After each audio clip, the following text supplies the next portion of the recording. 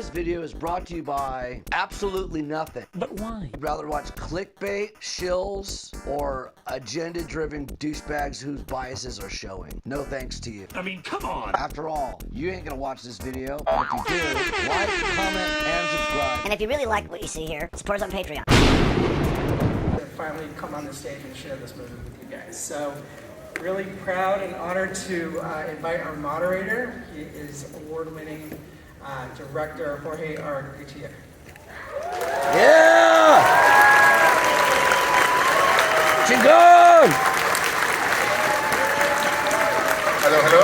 Thank you guys for joining us. This is an incredible crowd. I'm going to introduce all the filmmakers and storytellers who made this incredible film. I've seen it. It's fucking awesome. All right, we're going to start with Jose Carlos de Letona, producer from Mexico. We have Aaron Berger, also a producer, not from Mexico, but tequila.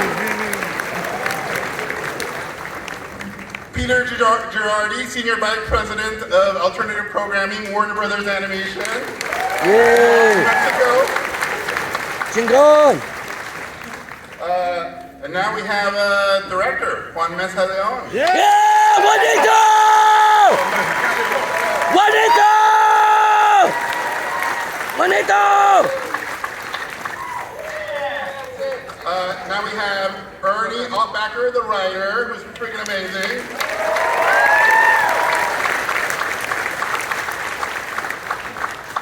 And now we have Horacio Garcia Rojas, the Spanish voice of Uwali and Batman. He's wearing the outfit. He's wearing the outfit. Chingon! Pinche Chingon! And now we have Raymond Cruz, the English voice of Yoka the Joker. Oh, shit, it's bilingual. It's bilingual. Last but not least, we have the fantastic Eagle Plum, who's the composer.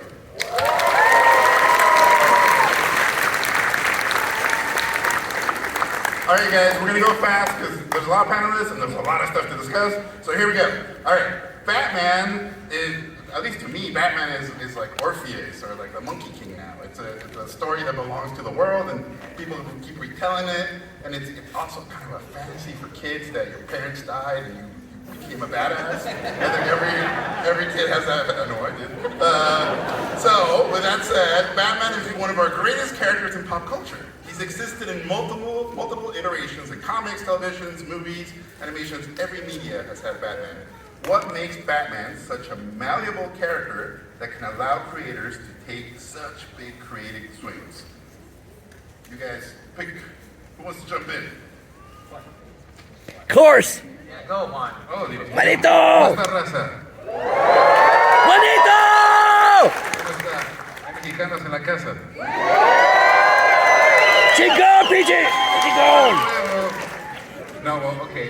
Yes. Well, I think the story of Batman, like you said, it's a very universal loved character because of his human nature, and because he's a perfect example of taking a tragedy, something destructive, something that is a terrible loss, growing from it and becoming something better, using that tragedy to improve yourself and become something better, greater than yourself, and leave the trauma behind. And I think that's something that universally everybody can relate to that.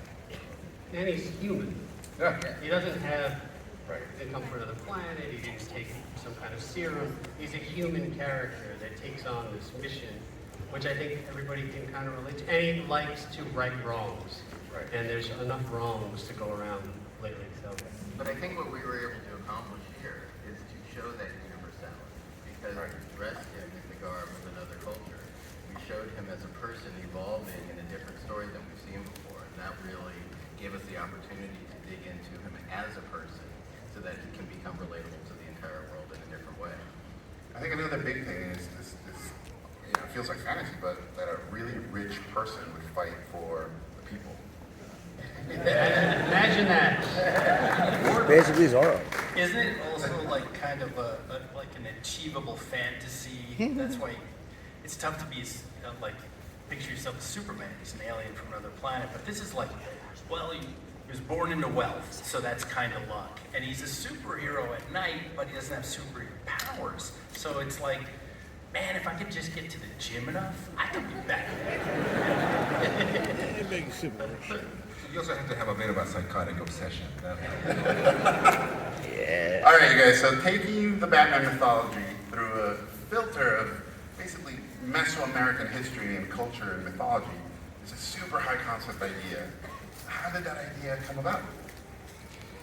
Well, Jose Carlos and I kind of were mulling about how do we work together with something that feels organic and something where we can bring a unique perspective to things that were within the DC library.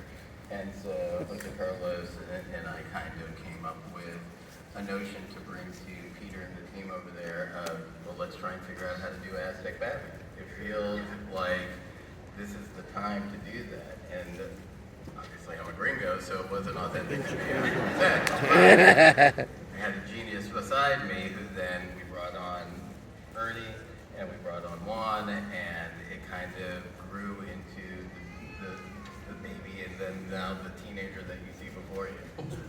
I mean, that's another cool thing. Obviously, Warner Brothers is an American company, Anima is a Mexican company, Tron is Brazil and the US. Like, it feels very of the continent. How did that collaboration come about? Well, first we start with one who's all Mexican, then Ernie who's all easy, and then the production took place in Mexico, in Peru, in Brazil, and with real artists that never dreamed of the opportunity of being involved in the Batman project. So that gave us, I would say, threefold what we paid for in regards to the quality and emotion in. But also, to Warner Brothers' credit, we pitched them something that is outside of the canon in terms of this is not a Bruce Wayne going back in time or going through a portal or anything like that. We were whole cloth creating a mythology around the mythos of Mexican and Aztec culture. And these guys said, you're crazy, let's do this. And big thanks to Warner and DC. They took bold decisions. Yeah, Peter, do you remember the moment where you were like, Oh, I sure do. Yeah, I take a lot of pitches. We do a lot of projects with Batman. This one right away, as I was hearing, it was like, this is really amazing. And I wouldn't have been as interesting if it was like, oh, it's Bruce Wayne as you know it, and he goes through a time portal and ends up in Mesoamerica. It wouldn't have been as interesting. This was authentic. It was telling the Batman mythology through a whole other lens that enabled us to kind of, stretch the story a little bit, tell new kinds of stories through this prism, which is very important to us as well. And, we had worked together before, and Ernie and I had worked together before, and then Juan and I worked together on the Harley Quinn series for a little bit.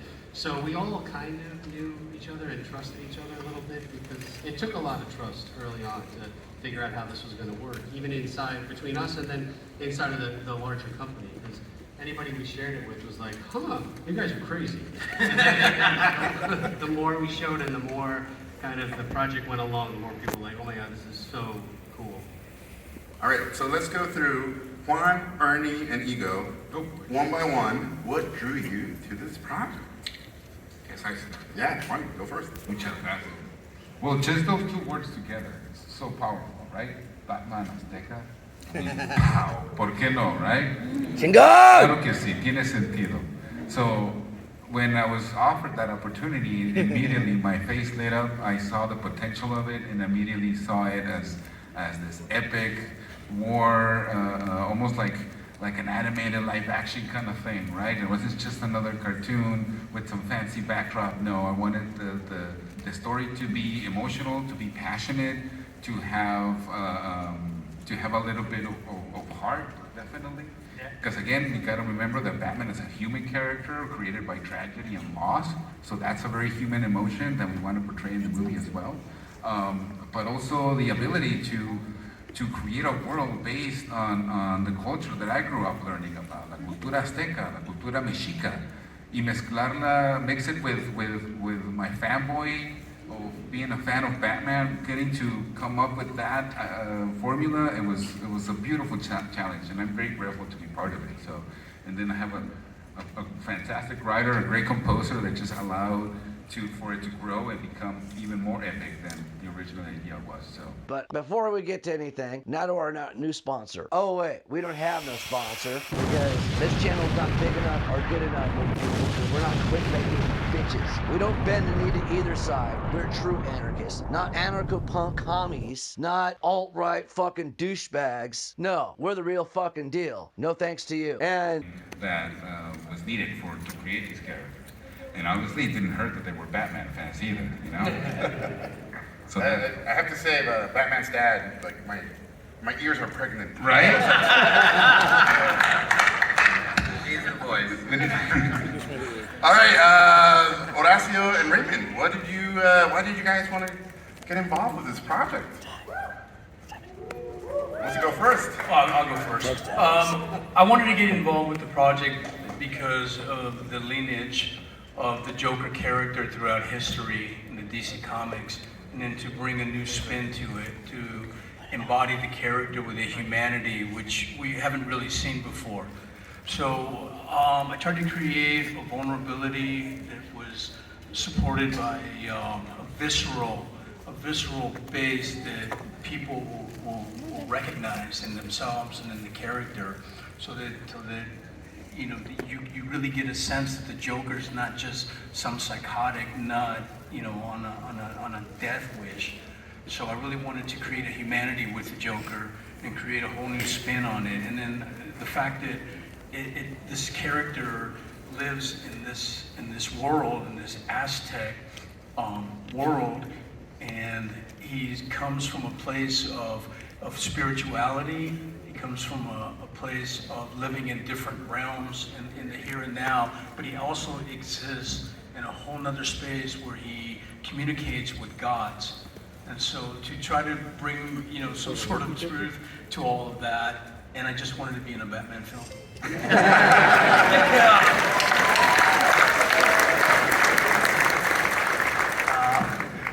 I want to stand up a little bit because I want to see you. You're the reason. I can see you, and I see different kind of people, different color, skin, different heritage, different language, and we're sharing the same roof, and we create something together. And I think that's why we need to change the narrative. And productions and movies like Ask the Batman, that's the thing. I'm a Mexican. I'm a brown-skinned actor.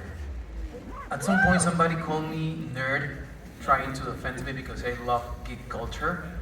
But at the same time, somebody called me Indio to try to offend me because I'm brown-skinned and I came from the place that I come. In both examples, it doesn't affect me because I'm proud to be nerd and I'm proud. I'm done with this bullshit. Like, you're not gonna watch this, but if you do like what you see here, comment, like, dislike, share it if you want. I go into more detail, but I'm just trolling you anyway. I mean, after all, you all can suck it.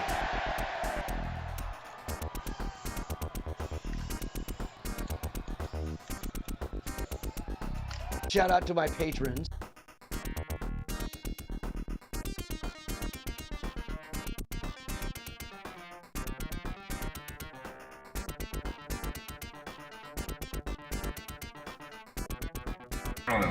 Again, it all goes back to the human factor, the human emotion, and we wanted to have again a young man that comes from a privileged family, and all of a sudden all of that is taken away, and how that changes your life completely, and everything that you knew has been destroyed, everything that you love is now gone. So what do?